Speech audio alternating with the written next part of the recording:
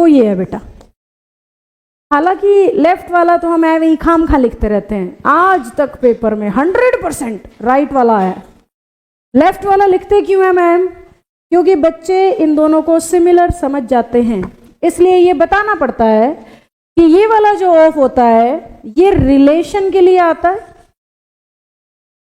हिंदी में कहूं तो संबंध दिखाने के लिए, अधिकार दिखाने के लिए, पोजेशन कहते हैं अधिकार को इंग्लिश में, या आपकी बचपन वाली हिंदी अगर आपको याद दिलाऊं तो का के की के लिए। जबकि ये जो डबल एफ होता है ये रिलेशन नहीं, ये सेपरेशन दिखाता है। हिंदी लिखूं से अलग, से दूर, इस सेंस में हमें किसको यूज करना होता है? डबल एफ को। अपोजिट है ये दोनों बिल्कुल, बेसिकली मैं ये कह रही हूं। अगर एरो देखोगे ना कभी गूगल पे किताबों पे, तो ऑफ का एरो ये मिलेगा और इस वाले ऑफ का एरो आपको ये मिलेगा। अब शायद आपको और थोड़ा इमेज बन जाए दिमाग में। तो जब हमने एक दूसरे के पास जाते हुए दिखाना होता है किसी को, तो रिलेशन है, संबंध है, अधिकार है, कुछ भी है, और एफ आ जाएगा। अगर आपने नाउन का चैप्टर मुझसे पढ़ा है तो उसमें मैं नाउन केस में ये बात पढ़ाती भी हूँ कि ओ एफ ऑफ या एपोस्ट्रोफी एस दोनों ही अधिकार या संबंध दिखाते हैं, दोनों का ही मतलब का के की होता है। डबल एफ वाला जो ऑफ होता है वो हमेशा ही सेपरेशन को दिखाएगा, से अलग, से दूर।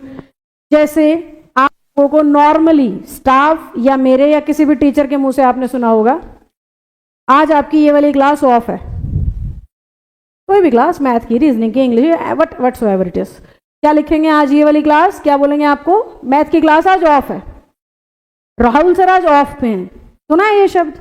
वो ये होता है, मैथ की क्लास ऑफ है यानी दूर हो तुम क्लास से। टीचर आज इस क्लास से ऑफ पे है यानी टीचर उस क्लास से दूर है। एक बार ये क्वेश्चन आया था, ही फेल डैश द, पता नहीं ट्री था, घोड़ा था, क्या था, मुझे याद नहीं है अब। ऑप्शन में पंगा ये हुआ कि दोनों आ गए। प्रेपोजिशन जब पेपर में आएगी ना तो इस तरीके से फंसाएगी। अब ये जो फ्रॉम होता है ये आता है से के लिए, हिंदी इसकी से ही होती है, और जो डबल एफ वाला ऑफ है वो भी आता है से के लिए।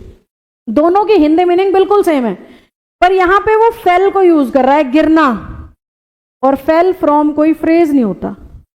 फ्रेज क्या होता है? फेल। तो जो बच्चा हिंदी बना रहा है, जचाने वाला बच्चा है ना, वो ऐसे क्वेश्चन में भी मर जाता है जाके कि फेल फ्रॉम भी सही है भाई, घोड़े से गिरा, से आ रहा है तो सही है।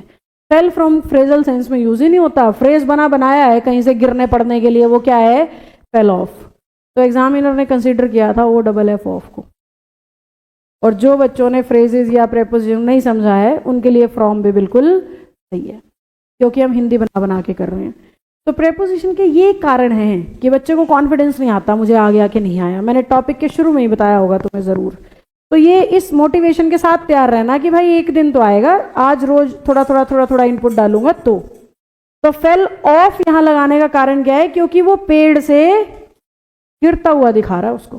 तो ओ डबल एफ ऑफ हर उस जगह लगा सकते हो जहां एक से दूसरी चीज को दूर होते हुए दिखा रहे हो। सिंगल एफ हर उस जगह लगा सकते हो जहां एक से दूसरी चीज के पास आते दिखा रहे हो। फिर भी मैं एक लाइन बोल रही हूं, ये काम ही नहीं आएगा पेपर में आज तक। अगर आया है प्रेपोजिशन के बेस पे तो ये आया, वो इसको यूज करते हुए ऑप्शन में ये डाल देता है बच्चे को धोखा देने के लिए, पर जिसने समझ रखा उसको पता है दूरी की बात हो रही है तो डबल एफ ही आएगा। समझ गए बच्चों? रख लोगे याद?